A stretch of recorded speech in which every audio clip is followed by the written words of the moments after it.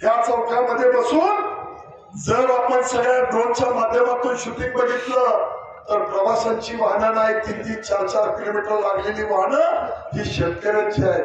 बाजार आहे, गर्दी करा, लोकांना त्रास होऊ द्या, पण आमचं राजकारण साधू द्या, ह्या सुद्धा भावना ठेवणार नाही. आणि एवढी कमजोर प्रवृत्ती तुम्ही आम्हाला दिलेली नाही. तुमची शक्ती पाठीशी आहे, म्हणून आपण सगळे लढायला सज्ज होऊया.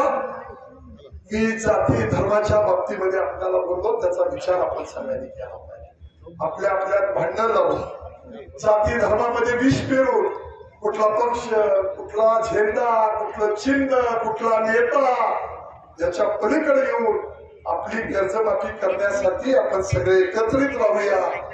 मी या ठिकाणी आपल्याला एवढीच विनंती करतो की ज्या ज्या वेळेला आपल्याला काही प्रखर लढे उभा करायचे आहेत त्या लढ्यामध्ये तरी सातत्यानं आलं पाहिजे. हा एकटा संजय पाटील बोलला म्हणजे लढा संपत नाही. तुम्ही आला तर हे यश मिळणार आहे, आणि त्यासाठी तुम्ही कटिबद्ध राहिलं पाहिजे.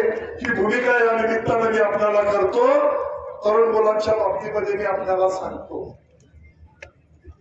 की आपल्या पुढे अनेक प्रसंग उभा राहिलेले आहेत. आमच्या चॅनलला लाईक आणि सबस्क्राईब करायला विसरू नका.